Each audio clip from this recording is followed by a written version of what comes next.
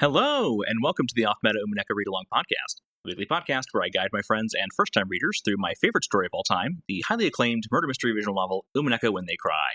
We'll be discussing its narrative and themes, and they will work together with our community to try and solve its various mysteries. Hope you will join us on this exciting journey as we delve into the Witch's Cat Box. I'm Kyle J, and joining me on this one-way trip to Rokkenjiima, we have our readers, James Capelli, Ben, and Becca. Welcome, y'all. So, how was your read this week? We're back, baby, again! Man, you were right that there were some highs and lows of this reading, Kyle. And yet the lows, not nearly as low as I thought they would be. I think that they went so low that they then went back high. Like, they went around the world, so now it's back in, like, the high sphere, because it was just so absurd that I started to like it. It was weird. Welcome to the party. It was so absurd. That is so not the take I expected you to have on this reading this section. It just I'm gonna get there, like, when I get to that part, and everyone knows what part I'm talking about if you've read it. I'll explain a little bit more on why I actually enjoyed it, and why it actually backs up a theory that really started spawning earlier in this episode, reading wise, and I think is just the case at the moment. So I'll get there, but I thought the absurdity actually gave a little bit of credence to what I'm thinking. Okay. I look forward to hearing your thoughts. Because for me, I felt like this got a little too absurd for me to be like. There was like I was following along and got to points where I was like, okay. And then it got to a certain point, I'm like, what the fuck is this? And I think we're talking about the same scene. There's only one scene that is actually what the fuck. The rest of it is at least along the lines of what we've kind of gone through, and kind of what I've disliked in a sense. But now we have more context, and I'm okay with it. But there was one scene, and that just really got my goat. The Bing Bong scene, right? Like. Yeah, the Bing Bong scene. Yeah. I thought I was going crazy. Yes, that is fair. Yeah. This was, back when I first read this was a really weird section of the reading, because it really kind of goes off the rails, kind of out of nowhere in this one.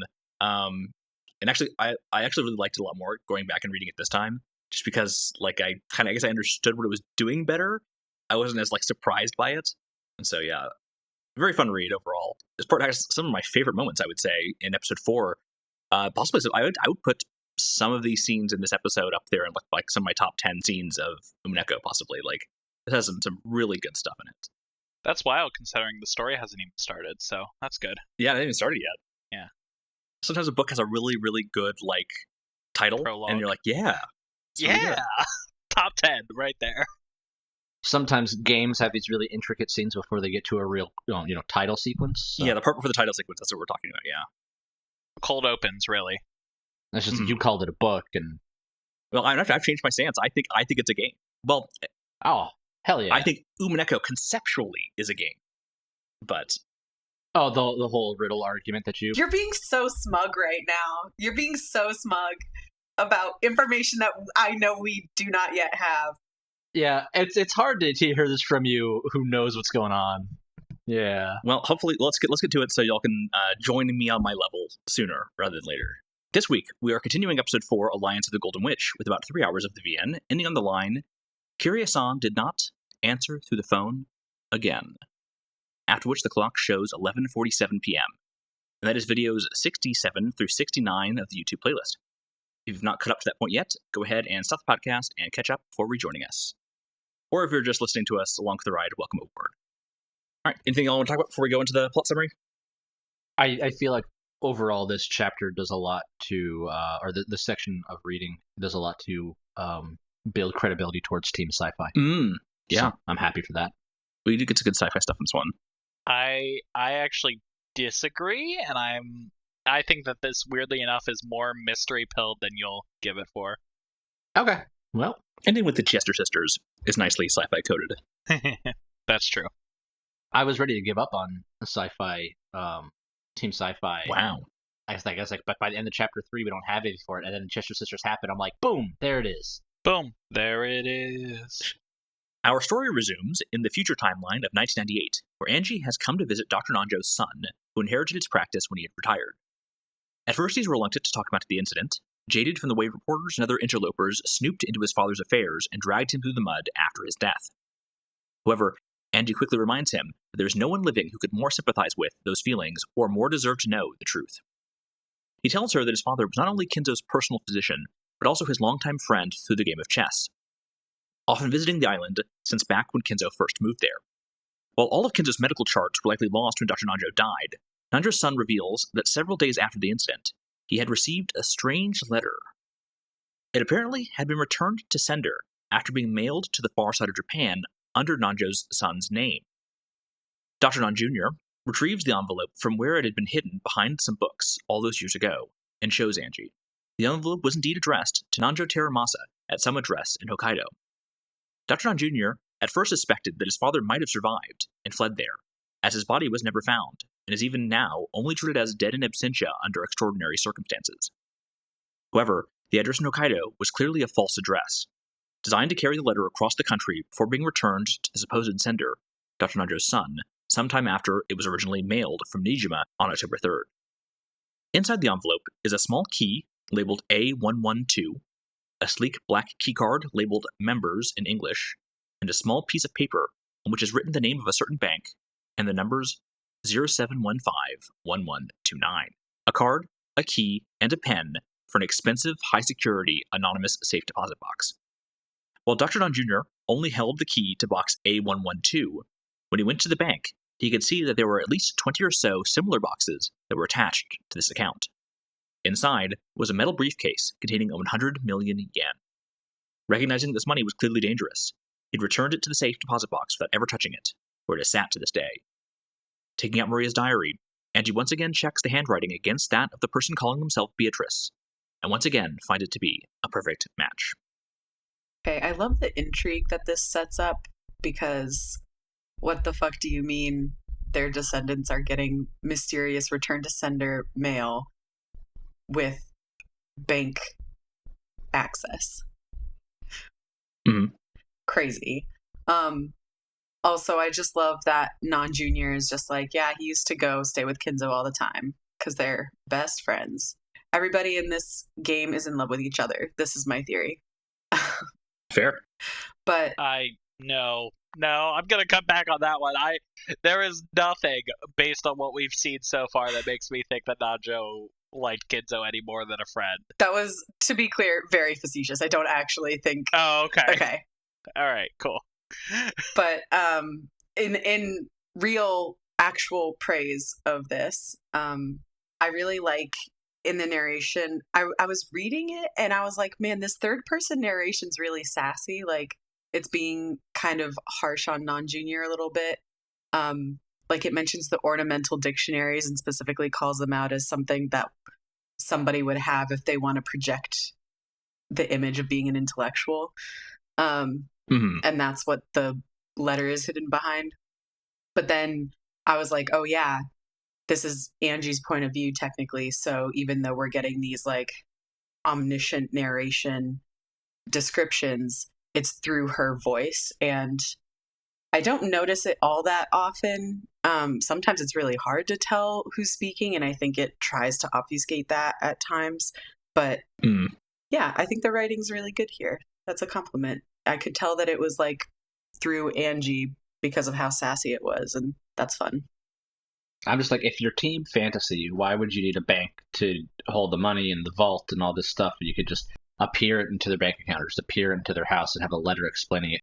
But there is no explanation. It's just there, right? So like, you're Nanjo's son, and 12 years later, this chick shows up and she's like, oh, this is from The Witch or whatever. I don't think she says anything about it, but it's just like, Nani the fuck, man. And again, these numbers, these are the same numbers that we saw at the end of chapter 2, I think, right? 3. They were the ones that were painted on the parlor door after where George's body was found next to Shannon. And they thought they were birthdays. Yeah. Right. We know it's Battler's birthday, and then we hypothesized it was Beato's. Possible, yeah. Possible. I mean, the fact that Ange doesn't jump to recognizing Battler's birthday, I don't know. You could go either way with that. Yeah, that one might just be that the author didn't want to get back into it, right? That would kind of be treading old ground to get back into that. Yeah. I mean, you could have put it in just a simple line. This author has never treaded old ground before. Yeah, we're 60, 70 hours in. It's been new content all the way through. Mm-hmm. Yeah. Also, the fact that Nanjo opened the case, saw the money, he's just like, nope, I'm not dealing with this. It's just like, this man would survive a horror movie. That this man's wisdom is very, very high. So I wouldn't be upset to see more of this guy, and I'm pretty sure we will, for reasons that I'll get into after the. Because he has full body art. Yeah, and him and Kuma and the next character we're gonna see, but we'll talk about that more in the next paragraph. But yeah, I liked so far most of the Ange flashback stuff has been like, all right, some of this is interesting, some of this, let's get on with it. So jumping into this, and immediately I'm like, okay, you would absolutely have my attention. I am paying attention. Mm. Anything that wasn't witch related in Ange's backstory, not counting the witch professor. I put him in the more team mystery. She's trying to figure out what happened in camp. Anything that's her actually trying to solve what's going on has been extremely interesting in Ange's backstory. Yeah. And then everything that has to do with her reconciliation with Maria and the magic sorcery and all of that has been extremely boring. For me, at least. I completely agree. It's important for the character that they're establishing with her. I understand that, but it's so drawn out. Mm-hmm. So that you get this, what we just recapped here, that's 10 minutes. And I'm like, no, I want more. Yeah. This, give me more of this stuff. Right? I was very surprised also that, the last time we saw her, she was on a boat. I thought that was her going to Rokkenjiima. Yeah. So to find out that, nope, we're still looking for someone to get her there, is oh, okay.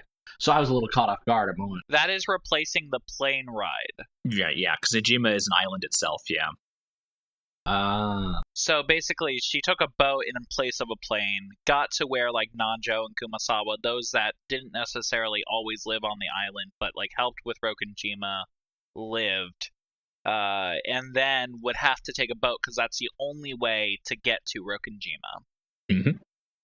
When Ange later goes to speak to Kumasawa's son, she learns that he too had received a similar letter with a key marked A113. However, when he suddenly asks her about the letters and if she had received one as well, Ange suddenly remembers that she too had gotten such a letter all those years ago, but had discarded it, not knowing its significance. Had Beatrice sent money to all the surviving relatives of all who perished that day? Ange wonders why Beatrice would have used such an uncertain method of delivering these letters as this, when she could simply have mailed them with a specified delivery date instead. However, Sakatara says that this convoluted, random, prank-like method seems very much like something that Beatrice he knew would do. Ange recalls several passages from Maria's diary, where she describes playing pranks with Beatrice, and how she would always say that traps where it was unknown who or even if anyone at all would get caught in them were much more thrilling and fun. Apparently Beatrice is just that fickle a person, the natural enemy of anyone attempting to flip the chessboard around. I do like how they describe when Ange remembers getting her letter and throwing it out because she saw her father's name and it was too painful. But I do love that their family just has this hothead streak that she shares with Battler specifically. It's cute. Now we can talk about the full body art for Don Jr. and Kumasawa. Kumasawa Jr. That's how I put it. Why? It just I don't know, the game has had no context for these one-off characters, but now we have 3 people who we have the full art for, and, I'll say more talented voice actors than some of the throwaway characters, like the guards that were chasing Ange, or, You don't make resources like this for a one-time use, is my point. When will they show up again, is what I want to know. I guess it wouldn't be impossible for all of them to jump into the boat to go to Rokkenjiima, and the Answers arc has to do a lot with them trying to figure shit out? I don't know. but I'm interested to see what's going to happen. It's possible. I'm leaning more that they are actually just either one-offs or that they'll come back near the end of the Answers arc or something. It's hard for me to think that the two characters that we just met have enough personality to be like real characters, but we'll see. I mean, I said the same thing about the Seven Sisters, and the game is sure shoving some of them down our throat. They won't stop. I mean, I'm trying to realize, like, most of the demons I don't give a shit about. Really, the only demon I care about is Ronove. Like Virgilian. Well, Virgilia's not a demon. I like the ones that keep appearing, like the named Virgilia. Well, she's not a demon. Yeah, technically not a demon. Yeah, technically. And then the one that just appeared, whose name I don't know. Gaap could go either way for me so far. Like, she hasn't really done anything that hasn't been done by somebody else already. Fair enough. Yeah, I agree. I just would hate her. I would hate her if I met her in real life. Like, her personality just grates on me. Oh, yeah. Yep. I think that's the whole point, though. I Right? think she's kind of a bad bitch and I respect it, but also, like, stay away from me. Yeah. You're very like-minded to Virgilia on that one. Which, I do love the cattiness between the two of them. That's a lot of fun. Virgilia takes it too far. Virgilia needs to chill the fuck out. What's crazy is we have no idea who Virgilia really is, since chapter 3 is so ambiguous. She does say something later that ties her to Kumasawa more, but I'll point that out when we get there. Examining some of Kumasawa's belongings, Ange finds a picture of the inscription written in English above the door to the chapel on Rokkenjiima, along with Kumasawa's handwritten translation of its text. This door will only open with a probability of, I think that's 1 in quadrillion? You'll only be blessed with a probability of 1 in quadrillion. Apparently, the photo had been kept with some of Kumasawa's notes from when she had been trying to solve the epitaph herself. While Ange too had tried to solve the epitaph at some point, and even read the most popular of the theories of the witch hunters, she'd yet to find a convincing solution. While Kumasawa seemed to think the place depicted in the picture was related to the hidden gold, Ange had never seen nor heard any mention of such a place. So this kind of ties up everything, like, in this first part that makes me just go, I love Angie's backstories, like, in terms of what she's actually doing, like, to explore, and, like, gives me some sort of, like, concrete something to hold on to, because I think a lot of what's coming up isn't concrete, but what we are witnessing right now is. The bank vaults add such a neat, like, revelation to the story and how it kind of puts the characters like Kumasawa and Nanjo into a different perspective as maybe just some casualties in a bigger game. Like, yes, they're all players, they're all pawns, I guess, but, like, they had families outside of it more than just what's happening in the cat box, which is really neat. And then the door that we've seen, we've heard of this, like, so slim probability before. And the fact that we're getting more of it makes me think that it's even a bigger piece than we thought. And then kind of going to the whole reason of magic for Kinzo, which is, like, he is the one that bets on the low odds, because that's where his magic comes from. Because when it happens, it feels like magic. So a 1 in quadrillion would be the resurrection point for Beatrice in a sense, and I'm wondering if that is part of what they're doing here, is that each time this happens, the door will only open with a 1 in 1 quadrillion chance, and that each game is another reroll of that. We've heard about this door before? We've heard of something with the, like, extremely low probability door, because I was not surprised when it popped up. Yeah, I think it was mentioned in episode 2. Well, do you remember the context it was mentioned in? I was going to ask for a refresh on this because I didn't remember either. Sure. So in episode 2, when Rosa discovers that the door to the chapel is locked, that's it. Okay. They notice that there's an inscription. And then when they first read it, they're like, "Oh, it's in English. My English is really bad." And then George gives, like, a partial translation. That was what I thought, was that it was the chapel, but I wasn't 100%. So thank you for that. Yeah, because it's important to note that Angie does not know that it's the chapel either. And we're still not sure even how, in episode 2, how they got in there. I think I'm trying to remember. Is that one that like Battler currently has the win on? That's his one win. We know how they got in. Is that they stole the key from Maria, opened the door, and then put the key back. Yeah. That's the team mystery rationale. Doesn't mean that that's the true answer, but Yeah, I mean, that's fair. But then what does the inscription mean? yeah, chapter 2 they go back into the chapel, like at the end of it. To go and get the key that Natsuhi's room. Yeah, they go back in, but it's unlocked by that point. Because they have the key because Maria eventually reveals No, because when at the very end of the chapter, when they go back, they have to break the window to get into it. It's episode 2, and it's because Rosa is holding on to all the keys at that point. Oh yeah, because she went insane. And George wants to go and get Natsuhi's spiritual mirror, and they believe that her personal room key will be on her corpse, so they have to go break into the chapel to get that. That's it. The picture that she's looking at, that is the chapel door, though, right? It seems to be. Yeah. That lion statue, it looked familiar, but I thought it was in Kumasawa, not the mansion. Oh, Kuwabata. No, yeah, the lion statue is outside of the chapel, yeah. Okay. Well, a lion statue is outside. Is it the same picture? Who knows? Grr. Yeah, it's implied with the background art that is the chapel.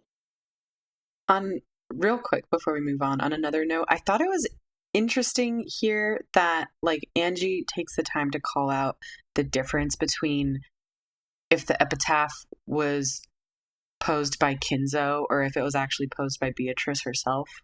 And I don't know if maybe it's just something she never considered before, but that wouldn't really make sense because she's always believed in witches.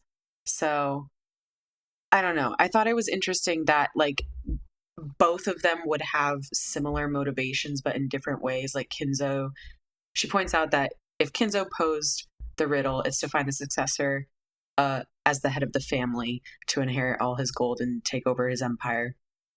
But if it's for Beato, they inherit her power and her name as the witch, but also resurrect her at the same time. And I feel like there's a reason it's being pointed out to us, but I don't know why. Some of my thoughts about this aren't that deep. I'm sorry. I try to work it out as I'm talking, and sometimes it just doesn't happen because I'm like, I don't know what this could mean. That's fair.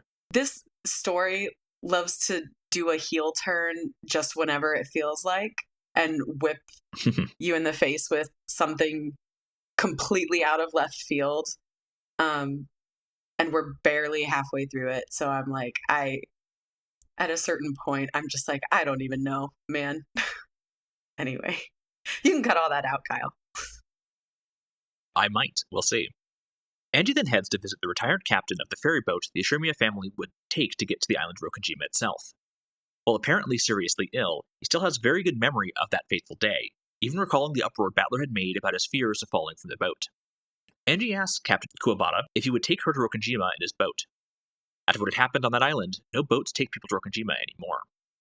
With his boat being returned to him tomorrow, he promises to take Angie to Rokkenjiima, perhaps finally getting the chance to get his own closure of having been unable to rescue her family that day because of the typhoon. While she would only be able to stay on the island for a few hours before dark, Angie feels that would be just fine for her own closure. Amakusa comes to retrieve her, and as she is leaving through the bedding store that makes up the first floor of the building, Captain Kuwabata solemnly tells Angie that she has to let him take her safely to and from that island. While Angie hadn't been able to fully admit it to herself, she probably had been planning to go to Rokkenjiima to die, hoping that would finally allow her to be reunited with her family. Angie promises that she won't, but is unsure of what the purpose of her visit would even be then. However, as she's about to leave, she suddenly spots something that shocks her to her very core. Even Mammon and Sakataro are left speechless at the impossibility of what Angie has found. No, this must be magic, a miracle, fate. This, whatever she was pointing at in the dark corner of this futon-filled store, was her mission. Amakusa and Captain Kuwabata are baffled by Angie's behavior, confused how some display case could cause her such intense emotion. But Angie knows that fate has brought her here. Now she finally understands Maria, Beatrice, and the true essence of magic. But what did she see? Ah! Your scream went completely mute because you screamed too loud. Don't worry, it's on the waveform. The podcast Excellent. listeners will get it. We'll see. Oh my god. Oh my gosh. I'm just so mad that they give that kind of cliffhanger. Do we even get to know Do we have to wait until next episode? Yeah, you already know the answer to that question. We're not getting the answer to whatever she saw for a while. I'm so mad. But also, why? Why would they even say it? Oh, they put so much suspicion on it. Because they can, Ben. Makes me frustrated. Because they just want to fuck with us. Sometimes I think that they shouldn't. I mean, if anything, this is kind of like, I know it's talking about how she finally understands the true essence of magic, I guess, at this point, but having a cliffhanger like that is very mystery coded. Yeah. Yeah. I mean, I think there's one very obvious thing it could be, which is it's like Battler or something. Right? It's a person, it's a family, and it's like they have not aged. In a display case? Just in the display case in the store, yeah. That's where I keep my family. If it's like a picture or something? Okay, yeah. Oh, maybe. I'm interested to see what it is. So, fun fact. In the original art for the background of this scene, I don't know if it's the original art or maybe it's just like the original Steam version of the art for the scene. You could just plainly see what she's pointing at. It's just there. That's very funny. That's very funny. They didn't bother to hide it at all. It's really funny. I'm guessing we shouldn't look that up, then. No, I don't recommend it, because, I mean, it becomes very apparent what's happening. We'll find out next episode. Okay, at least it's next episode. Oh, next reading or episode? Next reading we'll find out. Yeah. Oh, yay! Well, I know what Ben is doing tonight. I've already decided I'm reading for 4 hours, so... Oh, actually, no. Kyle, I'm gonna kill you. It might be in a question... It might be in the tea party. Kyle, It might be in the tea party, so that might be the episode afterwards. God dang it! Kyle, Yeah. you fucker. I don't remember exactly. We'll have to see.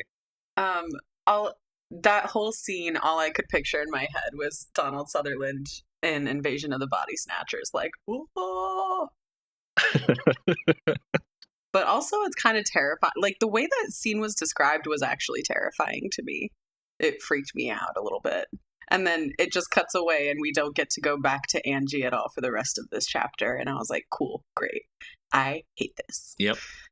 The thing she saw was the Grim Reaper, and it came for her. And that's the end of Ange's plot. No, that'd be too easy. Oh, thank God. Please take the stakes of death with you. No, I like the 7 stakes of Purgatory. They get to stay. I'm glad you're the one person here that does. Thank you, Becca. Girls, get behind me. I will defend them. I like them. I did think it was really interesting that the specific phrasing Ange has when she talks about dying on Rokkenjiima. She goes, if I could die on that island, I would surely be able to go where my family is. Mm. And we already know that the mafia is hunting her down and will probably end up on Rokkenjiima with her. Is this foreshadowing? Is she going to die? Is Amakusa going to die? Are all of them going to die?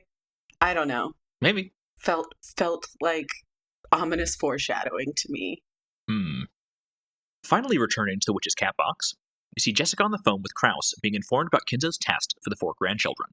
Relaying his orders through Kraus, Kinzo tells them that they first must lock up the unrelated Kumasawa and G.O.A.T up in the Rose Garden storehouse so they cannot interfere. Should they fail to follow these or any other of his commands, the weapons that he has watching them will execute everyone. Dr. Nanjo attempts to convince Kinzo to keep them somewhere warmer, but Kinzo rejects Nanjo's ploy to be brought to a less secure cell, despite Virgilia's agreement that this cold is hard on such old bodies. Gaap goads Shannon and Cannon for standing idly by when they could easily use their power to escape from this cell, only stopping when Ronove steps in. Once Kraus finishes passing on Kinzo's orders to the grandchildren, Kinzo summons the Chester sisters to make sure they are followed. While there are currently 3 Chester sisters, apparently there had once been a 4th that is no longer with them. Seeing these bunny girls teleport into and out of the room continues to leave Kyrie and Dr. Nanjo baffled. Kinzo orders Gaap and Ronove to serve as proctors for his test and leaves Virgilia and the goats to watch the prisoners. Okay, I just want to call this out because it feeds into a larger nebulous theory I have about this whole chapter of the reading. But, like, this reading was so goofy. Like, I know you guys said that it gets absurd later with certain things that kind of almost took you out, but just in general, the sense of humor and some of the antics Yes. is so goofy. Like, Ronove and Gaap are literally having a conversation just in the room about how, like, Kinzo isn't in charge and it's Beato's game. And he comes over and he's like, what was that? And they're like, nothing, don't worry about it. Like, that literally happens. And also, when they're on the phone with the cousins in the guest house, Battler is taunting Kinzo and getting heated. And so Kinzo does like an entire paragraph speech back that's like, come on, bring it, try and kill me. If you I welcome it, Battler. Take me down, become the next head. And the very next line is, unfortunately, Kinzo's voice was not picked up by the receiver. Like, this whole story has had a weird sense of humor, and I love it. But in this specific chapter, there's so much of it. Like, there's more later. This is just the tip of the iceberg. Yeah, the tone for episode 4 has been much more comedic than the previous ones. And I'm wondering, I think it has something to do with the way Beato is playing this specific board, but I don't know exactly why or what yet. Anyway, the other thing is a missing fourth Chester sister, you say? Maybe a dead bunny. Mm-hmm. Yeah. Yeah, it's hints like that make me like buy into the whole like this is all Maria. Yeah. I mean, I don't disagree. You're saying this is like a what's that story? Where everything's in like a little snow globe. Yeah. This is all just in Maria's snow globe. Basically. I can see that. But also, this kind of goes to my theory, and have we ever had Battler actually communicate with Kinzo, like either in person or over the phone at all? Well, twice now. When? End of chapter 2 and here. Yes, so Battler does meet Kinzo in end of chapter 2.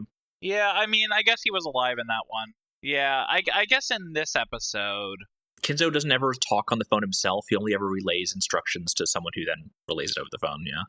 Which, from like Battler's point of view, continues to serve this isn't really Kinzo. That's where I'm leaning right now. When he meets Kinzo at the end of chapter 2, are you talking about in the Golden Land? Well, no, he goes to Kinzo's study. Kinzo is there playing chess with Beatrice, yeah. With her. But they barely acknowledge each other, and then he just goes to talk to Beato. Yeah, he also gets like turned into furniture in Kinzo's study. She goes full Dami Mommy on him. Yeah, that's Dami Mommy time. So it's just the whole thing. I don't buy, and kind of going to the absurdity of kind of this is the tip of the iceberg. I don't buy that any of this happened. Okay. That's kind of, and I'll talk about it later. But that's kind of where this is where the tip of the iceberg for me really is leaning towards my theory right now. I want to hear it. Let's go. Yeah, let's get there. I have more to say. All right. Kumasawa and Go.A.T finally agree to being locked in the Rose Garden storehouse after they're given food, blankets, and even the only key to the storehouse through the window. Battler, George, and Jessica wish they could do more to make them comfortable. With their movements being watched and hostages held, they can only follow Kinzo's orders for now. Returning to the guest house, the phone once again rings. Kyrie informs them that each of the grandchildren will be called out from the guest house in turn to take their tests alone at different locations. Jessica is first up and told to head to her room in the mansion. Battler and George see her off, all determined to make Kinzo pay for what he has done to their loved ones. Shortly after she leaves, George too is called out for his own test. Jessica arrives at her room, and after searching to make sure that she is alone, sees that it's only 11 p.m. and contemplates how much has happened in this single day. Having locked the door to the room at first in fear, Jessica wonders if she could survive this ordeal herself by staying here in her locked room. However, that might cause harm to come to those being held hostage, so she decides to unlock the door. However, before she can do so, Ronove appears and applauds her bravery. Ronove introduces himself to Jessica, and Jessica notes the similarity of his name to Genji's. Ronove says that Genji is like his little brother, or perhaps his vessel or true form in this world. Ronove summons a cloud of golden butterflies that form into an envelope on the table. He tells Jessica to open the envelope and give her answer and reasoning to the question contained within. That is Kinzo's test. Meanwhile, in the Rose Garden gazebo, George is given a similar envelope by Gaap. Among the 3 mentioned below, in order to gain 2, sacrifice 1. 1, your life. 2, your most beloved's life. 3, everyone else's lives. If you do not choose 1, all of the above will be lost. Gaap confirms that whichever George chooses to sacrifice will be killed, and asks George which he can sacrifice for the sake of the other 2. On this demon island, human morals no longer hold sway. He must simply make his choice as though he is the next Ushirimiya family head. Ronove likewise taunts Jessica over her choice, while Kinzo watches from his study with a crystal ball.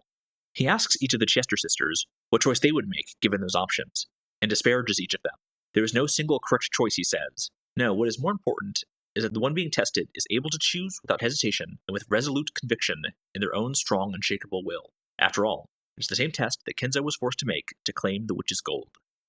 So, I do find it a little bit of an anticlimax, like what the test is itself. I was hoping for something, I don't know, a little bit more, a little bit, like, bigger, like, more choices, like, I don't know, something a little bit more in-depth than just what it is. But I do appreciate the simplicity at the same time, even if it is a little anticlimactic. So that's kind of cool. And I don't think I caught this while reading, but the fact that it is Kinzo, the same test Kinzo was forced to take, is very interesting. Kind of makes it the whole, like, replacing that test with the riddle was, like, his own way to go about it. And I guess he's forgone it to go back to his roots, I suppose. Well, he wasn't planning to give this test at all until his children. Yeah, that's true. His kids convinced him for their kids, yeah. Also, like, do we actually think the 3 questions is the real test based on everything that happens right after this? Well, no, because Kinzo says that it's not the answer to this that matters. It's basically, like, why you came to it, what your mindset is, how you carry yourself. Like, it's all... The context is the test, not the decision itself. That being said, I think there is a clear answer that Kinzo wants to see. And it's number 2, which is what I think he chose when he trapped Beatrice, who he said he loved, to steal her magic. Interesting. I think it was implied that he picked the third one. Oh, I thought he chose 3. He explicitly says that he chose 3. Yeah. He killed his family, confirmed. Unless he chose at different times, right? Like, when he was young and put in this position, he chose 3, and then when he has the chance to get power to sacrifice the one he loves, he doesn't hesitate, which is why he says, you know, the whole test is to make a decision quickly, stick with it because you know it's the right test because you trust in your own competence, basically, is what he's saying. That's what he wants to see. So I think in the first 2 minutes, these two both failed. But he also explains to 410 that why 2 is a weak answer in his view. I think that says a lot about his view of himself. Possible. He says they're all weak answers, and he says he chose 3. I do think that the specific phrasing of "in order to gain 2, sacrifice 1" is really interesting because it puts no one's life as a given. Everything is in a state of limbo until the choice is made. Thematic. I really like that interpretation, Becca. That's really good. Thank you. You're welcome. Back at Jessica's room, Jessica's made her decision. She chooses to sacrifice herself. Ronove is unsurprised and slightly disappointed, granting her 60 points for her answer. Jessica clarifies, saying that she could never forgive herself if she were to sacrifice Canon, or to push the weight of all those other lives sacrificed onto Canon. This choice is the only one that she would not deeply regret. Her only request is that Ronove deliver a message from her first, that Canon should live his life to the fullest. No, not Canon, the servant, but his true self. In the underground dungeon, Canon is able to see the scene thanks to a magic mirror that Virgilia has provided. Canon begs Virgilia to change Jessica's choice to the second option, so that he might die instead. But she says that this is Jessica's choice to make. Just then, the Chester sisters suddenly appear, and sobbing from Kinzo's treatment, rush to Virgilia to be consoled. Virgilia takes the 3 of them away to get tea, leaving the 3 simpleton goat attendants to watch the prisoners. Perhaps, Kyrie thinks, now is the chance to try and escape. However, Canon knows that even with only the 3 goats here, Virgilia will be notified in an instant. Meanwhile, George is ready to give his own answer. George's choice is the third option, sacrificing the lives of everyone else. He says that when he decided to become engaged to Shannon, he was already prepared for his family, no, the whole world, to become his enemy. Probably because she's way underage. Now, Gaap is impressed by his choice, but tells him that as the Ushirimiya family head, he will need the determination to carry out the sacrifices himself. George confirms that he has such determination. Gaap cries out to the storm that a new demon king has been born. With George so anointed, it is now his choice of what order to perform those sacrifices in. And to Gaap's surprise, he chooses her as his first target. The lives of the Ushirimiya family are now his fortune, and there will be severe reparations for the damage that has been done to that fortune. Back in Jessica's room, just as Ronove is about to stop Jessica's heart, she punches him right in the nose with her brass knuckles, drawing blood. Jessica says that her previous answer was her answer as a maiden. However, as the head of the Shirmiya family, now that Kraus has lost his position, she will protect everyone. Ronove is impressed and revises her score, giving her an additional 10 points for her answer and 10 points for a splendid left straight. The two pairs then begin their fights in earnest. I love comparing these two fights because with the Jessica fight, I was like, where the fuck did she come out with these brass knuckles? Why does she know how to use them? But her fight was fucking badass. You have Ronove trying to be cool as fuck, but she's even rattling him a bit. I loved everything about that fight. Mm-hmm. Then you jump over to the George fight, and I'm sorry. I just fucking couldn't with George. The art of him with the kick just sliding across the screen over and over. I'm like, this is the dumbest fuck. Is this how Ben felt when we had the first fight with the goat guy and Yes, Cannon? it is. I was sorry, the George thing was so stupid, and like almost an endearing way. And yet I liked that more. I liked that more than that first fight. I love the George fight. George fight is absolute peak. I fucking love that fight so much. Mostly because George is so... It comes out of nowhere. It comes out of nowhere, but it is set up. That's what I love Yeah. about it. Like, they set up that Eva, like, trained in a bunch of martial arts. And, like, especially because in the original art, George is, like, kind of pudgier looking. It's, like, a really good subversion to have him suddenly be like, oh, actually, I'm, like, really good at martial arts. They don't set it up. You don't hear anything about this until this moment. You can't just be like, oh, by the way, I know martial arts. I know kung fu. When would it have come up? This is sci-fi. It's the Matrix. We're in the Matrix. The thing I wrote about George in my notes was literally like, okay, Mr. Still Waters run deep. Like, whatever. But just... Also, George's speech during this part is so fucking good. It is. It is really good. I was actually... This was the first time where I'm like, okay, I'm feeling George. Yes. I'm proud of you, George. You know what? I accept this.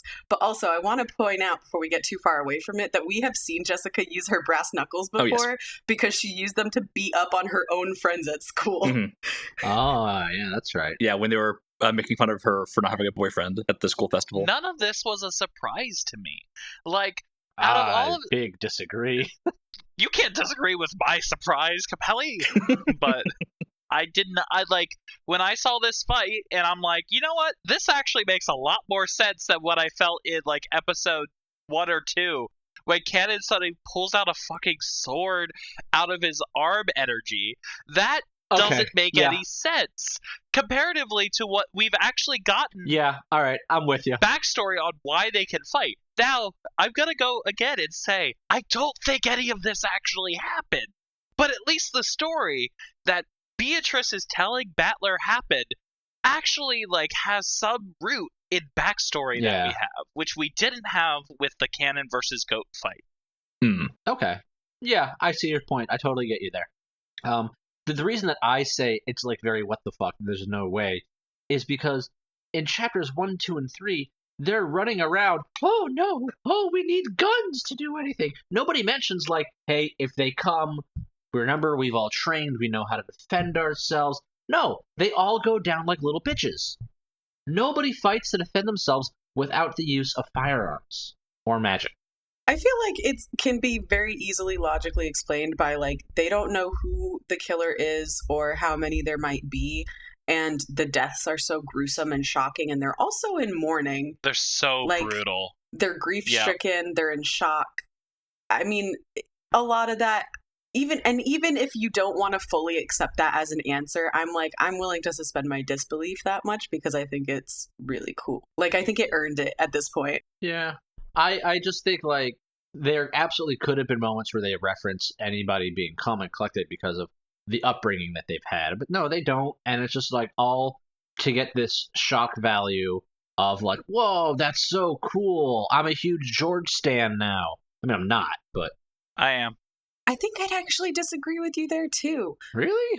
Because we've seen the adults be calm and collected specifically. Like, they always have to be in control, and whoever is left after the first Twilight tends to take some kind of point on things. But with the kids... Natsui, Rosa, Ava, Kraus. Kyrie and Rudolph, when they have to fight their stakes, are really cool about it. Like, well, you also Rosa and Ava also did the murders, so of course they're a bit more collected. But Sure. Some of the murders. Also with the kids, like, they generally are just like thinking about protecting Maria, and also when they get got, they're usually alone, and being attacked by something they've never seen before. Jessica and George didn't get got in the first one. I'm trying to think. What happened in the second one with those two? Because, like, the first one, Jessica and George both survived up until the end, so they didn't really ever have a chance to do it. Jessica and Cannon get killed in Jessica's room. Yeah, Jessica and Cannon are second Twilight in episode 2. Oh, yeah. So we don't know what happened there, but we assume that there was a fight put up. George dies seeing Shannon's body in episode 3. And he's killed by when the goats invade Netsui's room when they're trying to get the spiritual mirror, and Shannon, like, does the shield protecting them. Yeah. So, like, there's no saying that they didn't put up a fight, but there's also the thing is, do we think this actually happened?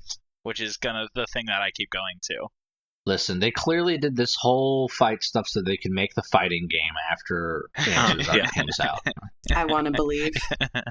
That's why I'm going to main George in the fighting game. So, like, this is one of the moments where I'm like, back when we were talking about George kind of sucking in the early parts, this is why I have a bit of a soft spot for George, because the scene is when I first read this is one of the biggest pop-offs I've ever seen. Also, I do have to say the 180 he does in this, because when it starts, he's like, yeah, I'm going to kill everyone. I was already prepared to make enemies of, like, most of my family anyway. And I'm like, first of all, I was kind of not buying it, but secondly, I was like, you're such a little bitch. Like, I hate this. I hate you. You suck. And then he starts getting owned by all of these portals, and you're like, Jesus Christ, George, what the, like, get it together, man. And then all of a sudden he, like, jumps out of the way of one. And also the way it's, I mean, you need to keep going with the description because I don't even think we've gotten there yet. Yeah. But yeah, I'll bring it up once you get through the next paragraph. Gaap begins their duel by immediately dropping George into a pitfall directly under his feet, before spitting him out from the ceiling of the gazebo and spearing him with a powerful kick with her stiletto heels. With his body still hanging from her foot, Gaap decides to give George a lecture on the nature of power. They say you need 3 kinds of power to rule this world. The first is influence, the second is wealth, and the third is force. Where George lacks force, Kinzo could rule as a tyrant because he possessed all 3. If George was going to dare call himself Kinzo's successor, Gaap demands that he show her some of that majesty. In Jessica's battle, Ronove dodges around the room, avoiding Jessica's flurry of punches. However, using her footwork, she manages to corner Ronove and forces him to block, which, thanks to her brass knuckles, still causes serious damage. However, Ronove quickly begins deflecting her attacks with magical shields, and even redirects the force back at her. Regardless, Jessica continues to attack relentlessly, refusing to give up. Back in the Rose Garden, George manages to pick himself up off the rainy ground, after taking several devastating kicks from Gaap. With Shannon watching on from the underground prison, George once again espouses his love for her, somehow knowing that she can hear him. Gaap laughs. If love is his strength, then why is he so weak? Everything about George is weak. Just then, George stops a kick a hair's breadth away from Gaap's face, announcing the specific injury she would have taken had he allowed the kick to go through. Having understood her attacks, George is now ready to begin his counterattack, and make her regret attacking a monarch ever again. Deftly dodging her portals, George repeatedly stops short blows that would destroy Gaap were they to land. George informs Gaap that her understanding of the monarch's force is mistaken. A monarch's force is not hastily wielded violence, but instead a deterrent that merely needs to be shown to force submission. After all, if she was mangled, coughing up blood, she wouldn't be able to lead him to the captives. Recognizing that she is outclassed, Gaap uses her portals to bring the goats from the underground prison to defend her. George declares that if Gaap continues to fight him, he will deal out proportional damage to her in return. George's determination even manifests a magical counter-attacking barrier. Back in Jessica's room, despite his shield, Ronove is beginning to take small amounts of damage from Jessica's punches. Likewise, her determination has manifested as an enchantment on her fists, allowing them to permeate Ronove's shield. Does anybody else watch Bob's Burgers? I've seen some of it, yeah. When George mentioned capoeira, that's all I could think of. Brazilian dance fighting. So the thing I was going to say about George dodging the first portal earlier is the way it's described, it's that it appears directly under him and he like hops so that his feet are on either side of it with like barely moving his upper body. And I was like, is this man really good at DDR? I was just thinking that when you started to bring it up, I'm like, oh, he's a Dance Dance Revolution maniac. I just like, because I do try to visualize this stuff as much as I can when they give us enough description to, because it's fun to think about. But like that happened, and in my brain, I was just like, this is so goofy. The other things that I wanted to touch on that I didn't bring up earlier yet is I am really glad that it wasn't just Jessica versus Gaap.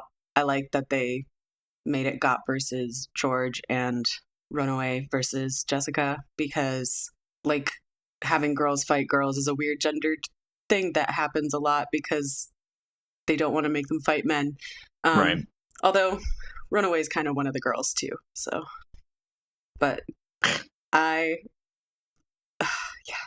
these fight scenes are so good, like genuinely thrilling, and the extra art that we get of them like mid punch and mid kick is really fun.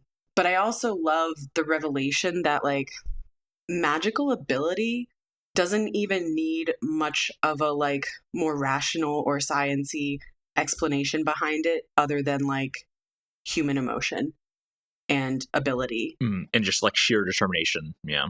Like what appears as magic to people who are magical is just like, yeah, training and determination. And I was kind of thinking of it specifically as like, I guess this fight drags on for such a while, but like later when Jessica's fighting Runaway and she starts inflicting pain on herself with every punch, I was kind of thinking of it as like a runner's high, where you have to push through the point where you're like in pain and you get to a certain point where you're like almost euphoric and you just keep going because of adrenaline.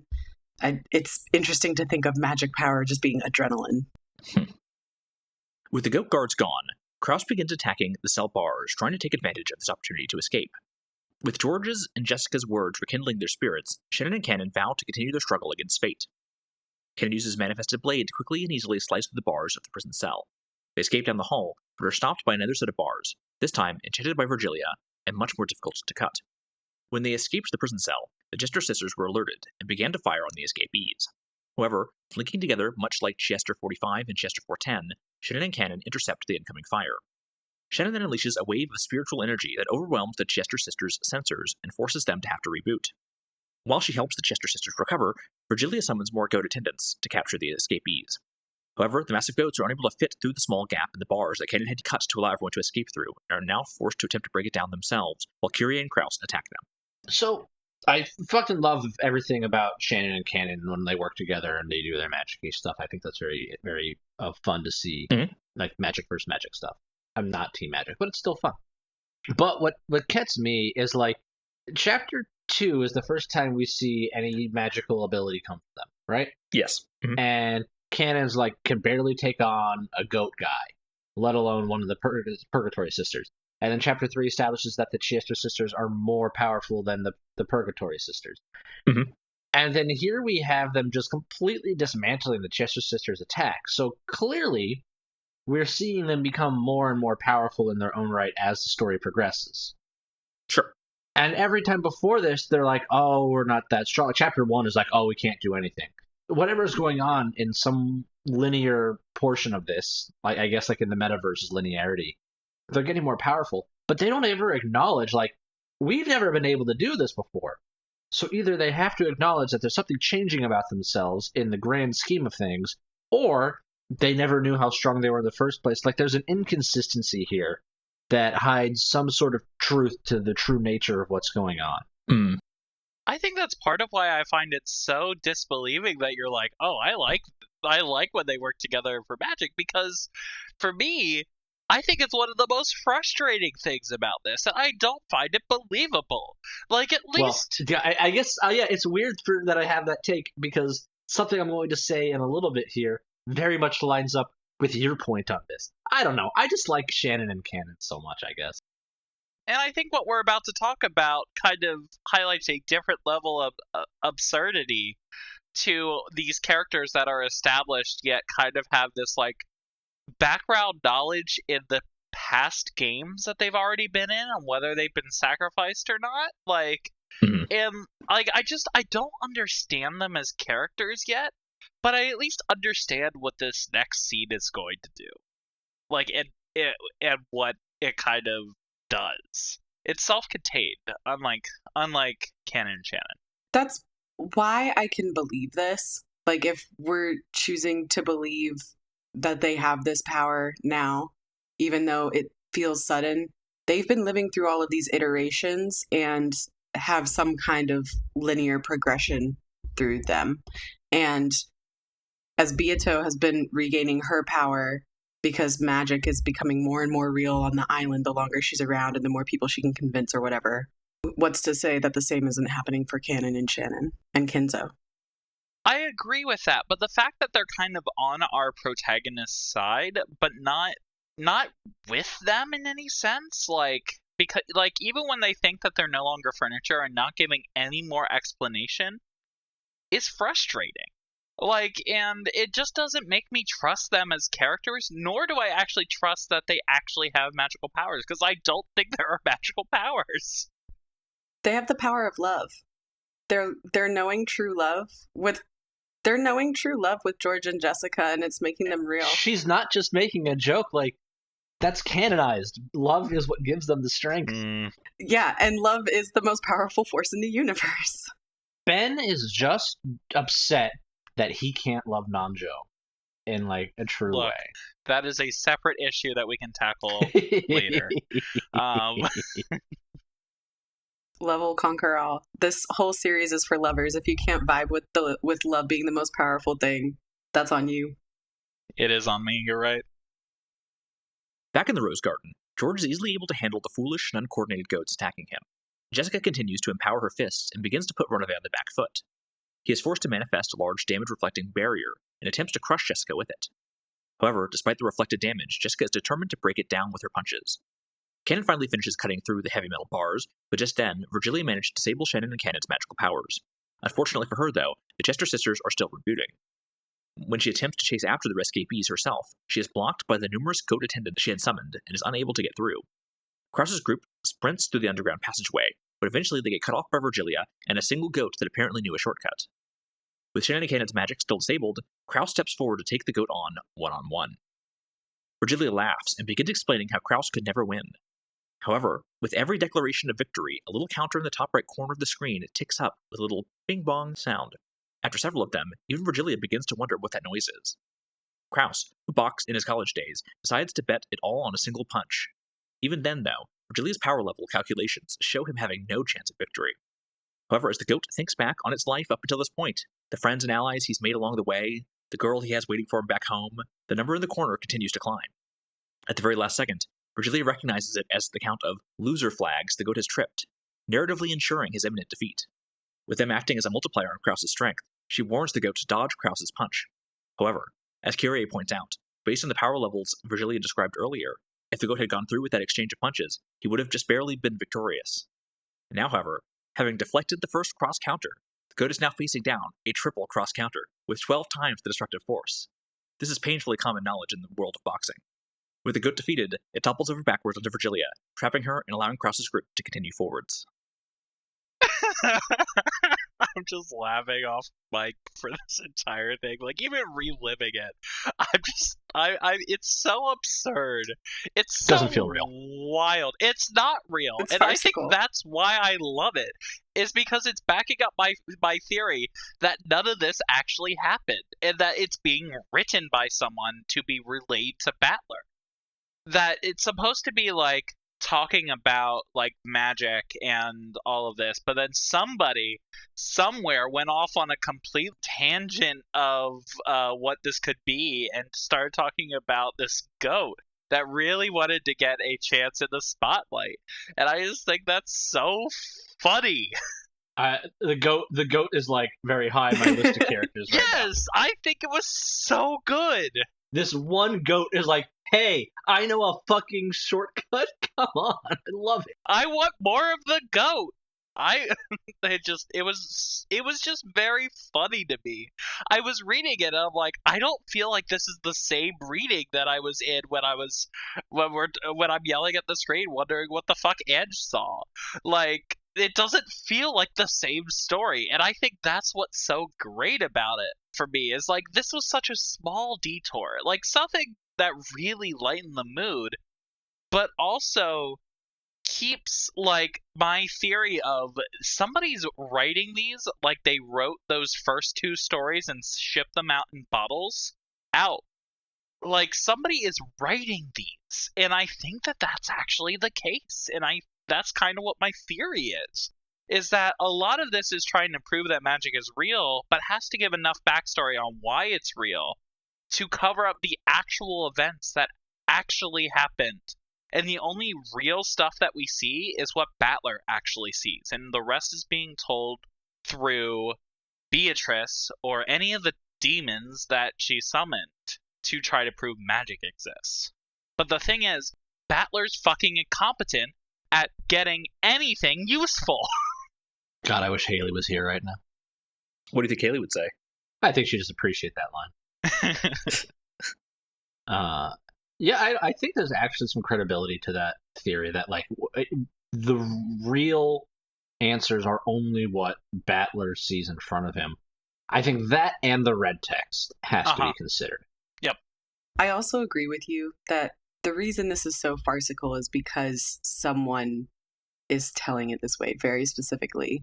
And I really like your theory that it's just going in the message bottles and getting flung off the island. In terms of the boxing of it all, what? I don't know. What confused you? This is very common knowledge of the boxing world. Yeah. So when I do a specific, those lines got me every time. Yeah, this is so common. You're just so stupid if you don't understand this about sports. This is what I think people who don't watch sports, like, this is what football sounds like to somebody who's not from America. This is what American football sounds like to somebody who's not from America. Like, what do you mean they get 6 points for getting it in the end, and then they can also get an extra 1 or 2 points, depending on what they do? But if they kick it through, they get 3 without having originally scored 6. Uh-huh. Well, what I want to say specifically about boxing moves, doing specific moves that always give you the same number of, let's say, points or power points. Yeah, just sounds like a video game, maybe. It sure does. And I don't know. We're quote unquote readers, are we, Kyle? I don't know. Just I didn't say you're gamers. And I'm just saying, and if we are using video game logic, being trapped in a video game sounds way more sci-fi than it sounds magical, if you ask me. Yeah. I'll agree with that one. If it turns out that we're trapped in a video game, I will agree that this is really sci-fi. That's good. I would think we can all agree that would be a really bullshit explanation for everything, which is why I don't, like, fully subscribe to Team Sci-Fi in that way. It's like, if that's what it is, that's a cop-out, and I don't like it after all this setup. Right, but then also, what the fuck does that mean? Because, like, all I have to do is look at that and be like, dude, fucking Yu-Gi-Oh! Already did that plot arc. We don't need it here. Twice, I think. At least. Listen, they'd be following in great footsteps, clearly. But the thing that, like, as I'm reading this scene, I read all of this reading last night from, like, 10:30 to, like, 12:45. I blitzed through this, all right? As I'm reading this scene, I'm mad at myself because I got to the point where I did the math, and I'm like, he needs one more. He's, like, 4 points shy of hitting 2,000 and winning. And then they say it, and I'm like, what is happening? Like, am I having a fever dream? Did I fall asleep reading this? I don't understand. That's amazing. If only Hayley was here, she would agree about falling asleep. Uh-huh. I can't wait for her to read this and get her take on this whole section. Yes, that's going to be interesting. We'll definitely have to ask her what she thinks later. I want to know what's up with the one photo of the goat when he's having his whole life flashing before his eyes moment, where he's with Berncastle and Maria, and the text says, little girl, ha ha. Excuse me? Oh, I totally don't remember that at all. That's not in our version. Yeah, that might be the difference between the two versions. That's wild. What the fuck? I'll send it to the chat so that you're not looking at it. Hilarious. But I was like, what the fuck? What? there's like as he's having his weird flashbacks of his life flashing before his eyes, there are like 4 different images that pop up on the screen. That's so fucking funny, man. I was losing my fucking mind. It was so good. But this in particular, I was like, excuse me? And it's got the loser flag counter in the bottom right corner. Oh, Hayley's gonna have no idea what that means. It's fine if I didn't spoiler it. She's gonna have no idea what the fuck that means. She will not understand that picture whatsoever, and I love that. The good news, I don't understand the picture. Yeah, that is very interesting. Wait, is this the first time that Bergcastle? Not Berg. That's Bergcastle. Yeah, is that the first time she appears like during the reading? She's in the Golden Lands scene in episode 2. Okay. Other than that, like other than Tea Party and question marks, this is the first time we've seen her outside of those. No, she was in 4.1. But we didn't even see her. Becca saw her. That's true. Yeah, I'm gonna have to check exactly what happens in the version that we're reading, what it shows, because I know it shows like it talks about like, oh, my senpais, and yes. and it shows like him like with 3 other goats, and it's like, and then he talks about his girlfriend. Those were 2 of the other ones, but I don't recall that one. I don't remember any of that. Maybe I was too tired. It took me a couple of times to pause on this screen because it's really fast and it's the last one, and there's no accompanying text for it other than like what's on the screen, because all of the photos that pop up have the text like directly on it of like what he's saying in that moment. So this one was fucking weird. Anyway. Yeah. Well, I'm glad I brought that up. I had no idea you guys didn't see that. That is weird. But yeah, poor guy. Also, the other thing that cracked me up is that the treat that she promises him for getting him there first, the prize, is mackerel curry. And Kumasawa is the mackerel queen. Mm-hmm. They're still linked. So now we also know that Ronove says that he is like, that Genji is like the true representation of him on Earth. So I guess it's meant to imply that Kumasawa is whatever kind of counterpart, yeah. Mm-hmm. And that was like the original thing that people were suspecting. And I'm wondering, does that mean that is G.O.A.T Gaps? Maybe. No, G.O.A.T is the goats, clearly, because there's a similar name. They're also big and beefy and dumb. Yeah, that's it. Then who's Gaps? Also, I know that we already kind of suspected this about Virgilia. I never pronounce her name the same way. But it is... I kind of love every time you get like a little tidbit of confirmation of something, because the thing that drives me insane about this sometimes when I'm reading it is that like it loves to like beat you over the head with like things that are very clearly implied. Like when they talk about George realizing that force is a deterrent, and then it then goes on to explain what deterrent means, and it's like, you didn't have to go this deep. But then there's things like this where it's just like little allusions and clues to things that you can pick up. And so whenever it leaves like more of those little clues that reinforce something we think, I'm like, it's nice to have the breadcrumbs, you know what I mean? Yeah. The breadcrumbs as opposed to the whole loaf. Eventually we'll be able to assemble a whole loaf, maybe. Yeah. Well, no, I'm just saying that sometimes they leave breadcrumbs, and then sometimes they just throw a loaf at your face because they need to explain it 7 million times. Yes, I like that analogy. All right, so I want to talk about everything in this section that precedes the boxing match. Even though I still just can't shake the idea that Krause turns around and he's just like, okay, here we go, boom, I win, because math in a whatever. Oh yeah, that's the other thing that's really funny about it. It doesn't say that Krause punches him. They just talk about it, and then the goat falls over. Yep. Yeah. All right, so we're skipping the hints here that Nanjo is being familiar with the demons. All right, so you get the whole thing where Kyrie holds up the metal bar.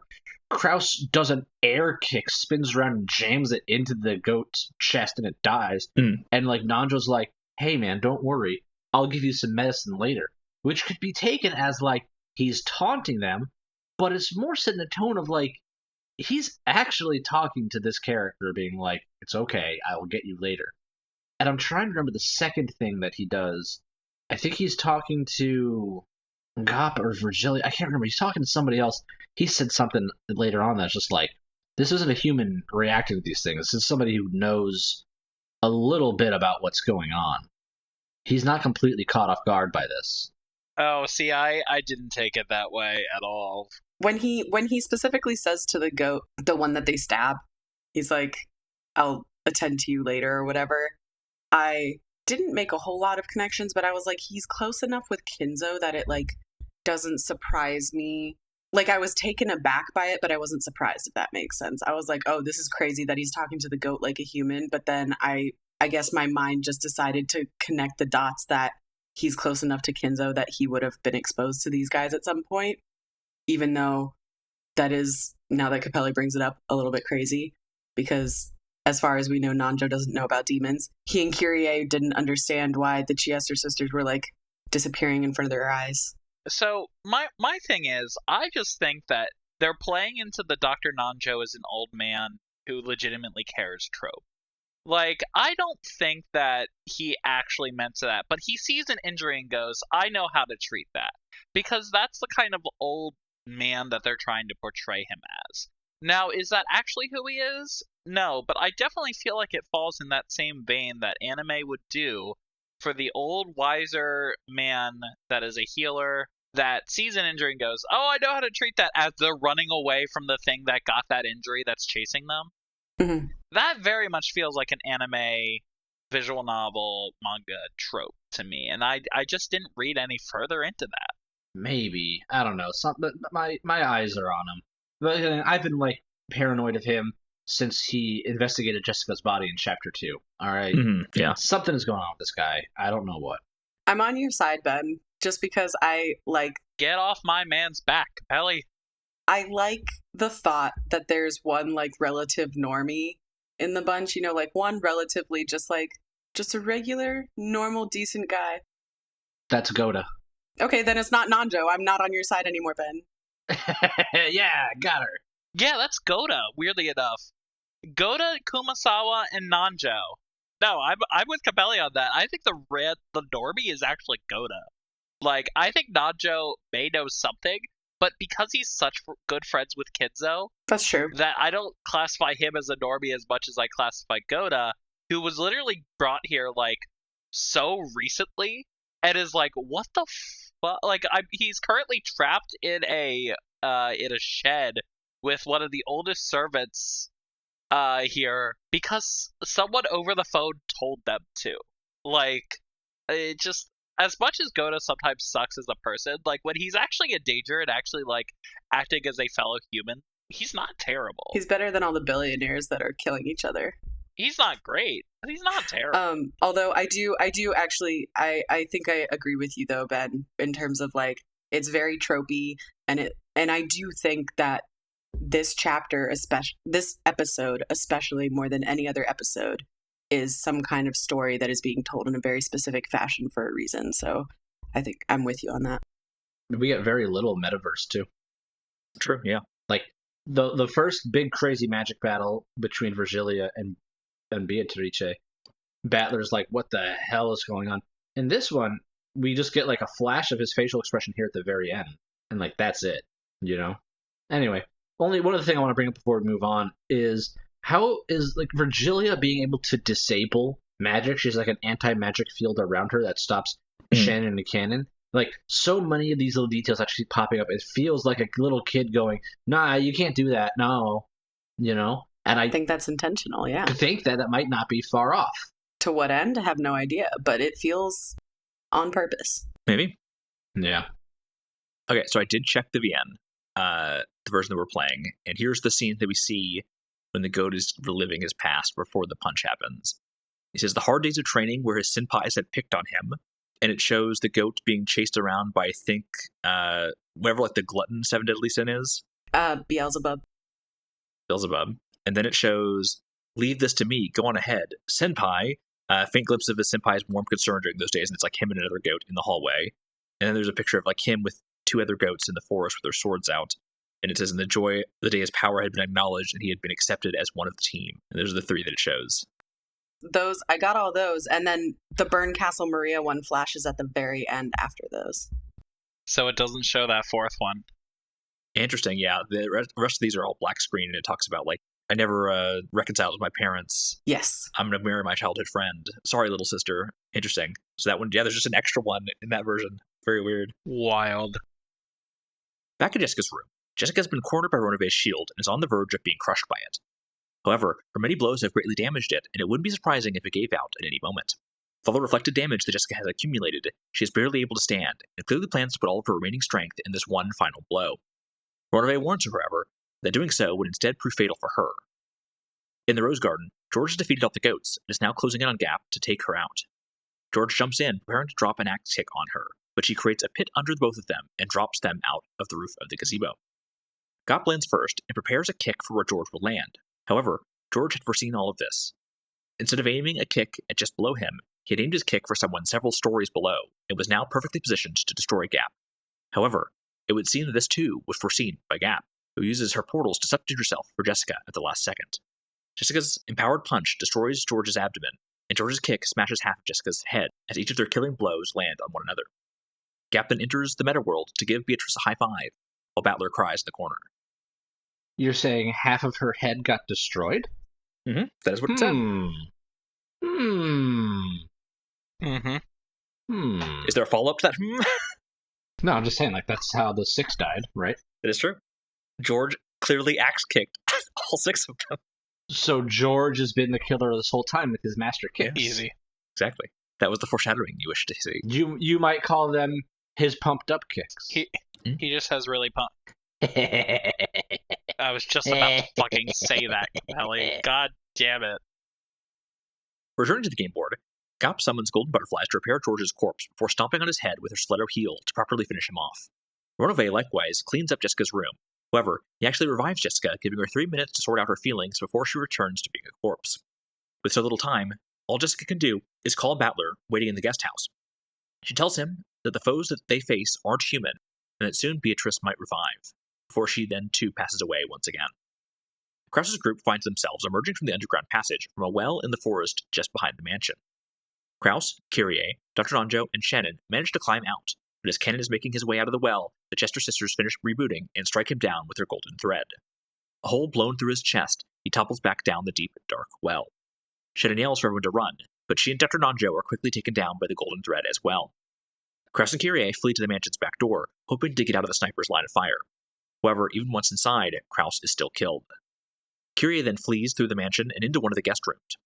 Spotting a phone, she too calls Battler in the guest house, who had just hung up after Jessica had stopped responding.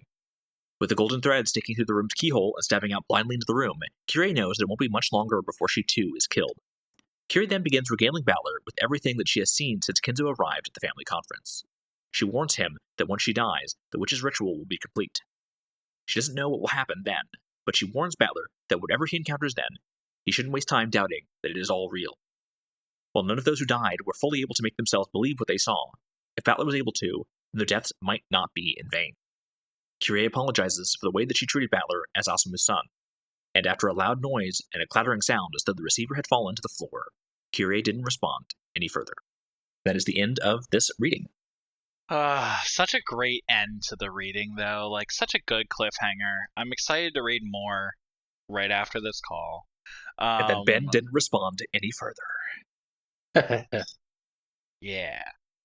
The calls themselves, the one Jessica sent to Battler and the one Kyrie sent to Battler, are extremely important in the realness. Like, even though Kyrie says what she saw, there's stuff that she just might not have understood, and that's kind of why it's all told in such a weird way. Like, if she had drugs in her system and just was hallucinating all of this, I think that the calls really do matter in the shaping of this story, because it actually gives a line to Battler, which is something that you almost never get and haven't really gotten the rest of this, the other multiple episodes. I agree. I think they're the key to this episode, especially everything that happens in this chapter. But yeah, Ben, you're convincing me, because Battler really hasn't seen anything that's gone on, and you're starting to convince me, man.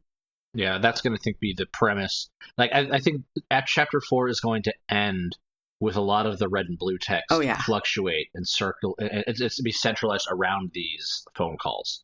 I'm so excited. I'm so excited for red and blue text. I have been holding it in so long, and I'm so excited for it. Yeah, it's crazy. Like they introduced this whole new mechanic in 4.2, and here we are 4.6 and or 4.5, and it's not a single time.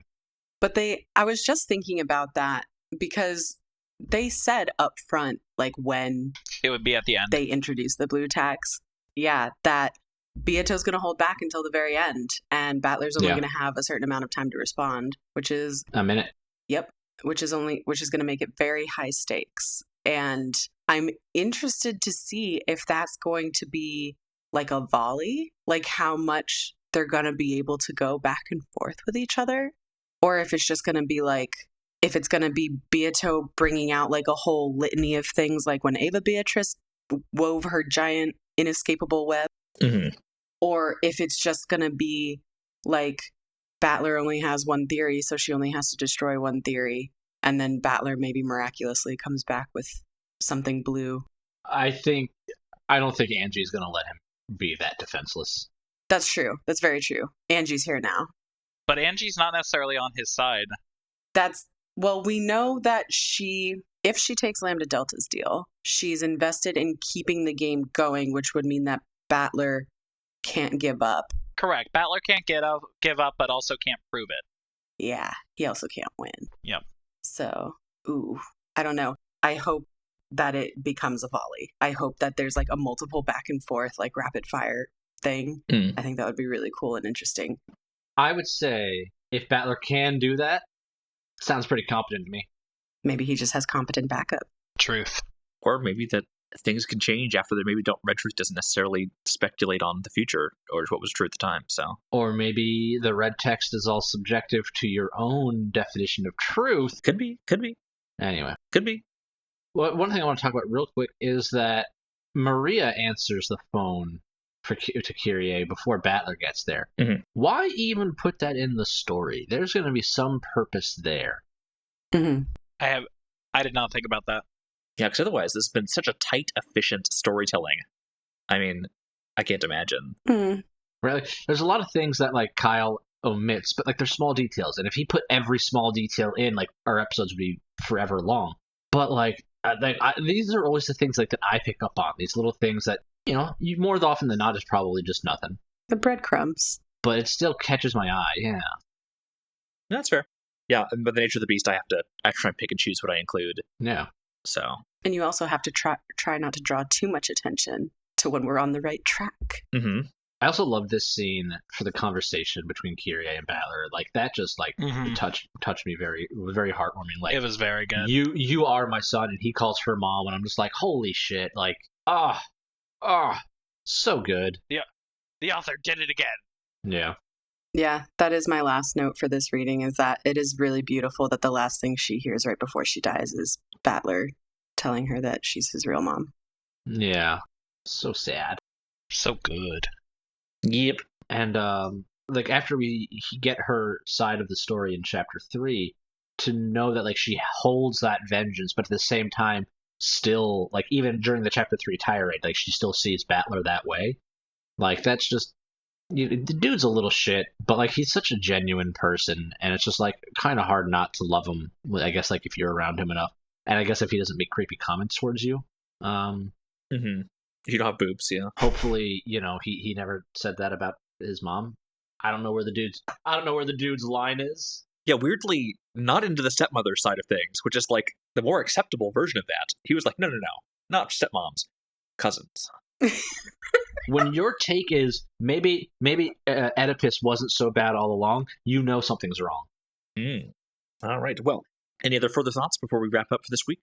I say this week like this is a weekly podcast and I haven't put one out this coming week. No one here is surprised that Battler and Jessica, or George and Jessica both lost, right? Like no, not at all. As soon as like they're going first, it's like okay, they've already lost, and it's going to come down to Battler versus Maria, which is something that we talked about at the end of chapter 2, when in the biography it has them both in the witch side of the character bios.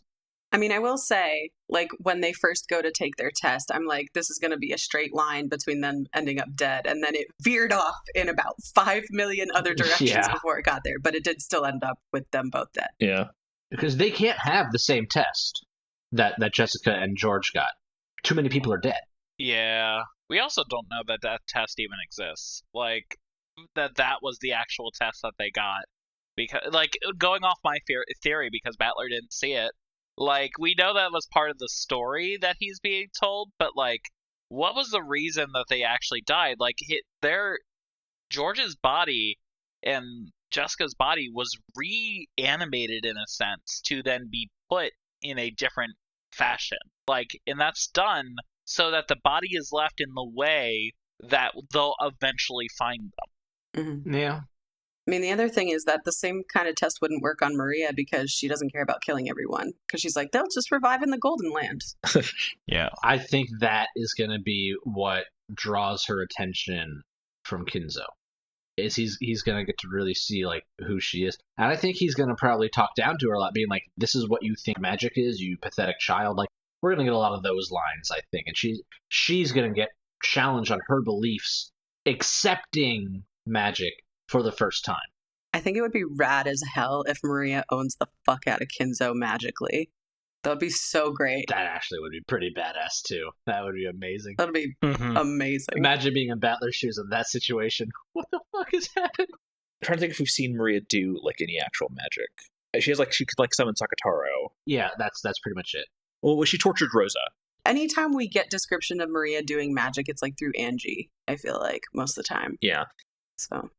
I mean, we have that scene. It's kind of through Ange reading her diary that Beatrice says that her power is in summoning, and that's pretty much it. Mm-hmm. Yeah, that's what I meant. It's all through, like, Angie's flashbacks or hallucinations. Yeah. Or reading the diary. Well, we shall see if we get to see that in next week's reading. Next week, we'll be finishing off Episode 4, Alliance of the Golden Witch, not including the Tea Party or the question mark. That will be happening the week after. That is videos 70 through 71 of the YouTube playlist. And it's about 4 hours of reading. And yeah, that'll finish off Alliance. It feels like Chapter 4 has taken simultaneously very long, but also has flown by. Mm-hmm. It feels like 3 of these, like, 5 episodes so far, like the podcast episodes, have not actually been in episode 4. It felt like an entire sub-episode of backstory. Yeah, that is very true. Like, because, like, all the stuff with Angie and Maria is, like, so separate from especially tone-wise, what we're seeing now. It is hard to justify having that series of a tone shift. Yeah. Here's my last thought on this reading. Mm-hmm. I miss Beato. Where's my queen? She's been gone for so long. We got to see her for like 0.5 seconds where she just showed up to give a high five. Yeah, she gave Gaap a high five. That bitch I hate. Sorry. That was really mean. She's laying low to catch Battler off guard and make him think that she's not relevant to this game. Mm-hmm. Yeah, I know. And that's why I'm like, ugh, I just miss her. I miss having her around. Although I am really enjoying that we're getting to see a lot from a lot of other people. Mm-hmm. But bring her back. Bring her home. All right. Well, thank you all for joining us. I hope you enjoyed this reading and our discussions on it and all that jazz. And I'm really excited to have y'all finish up this part because we're almost done with the question arcs. Just a couple more episodes, then we'll be done with a couple more podcast episodes, I should say, and then we're done with the question arcs.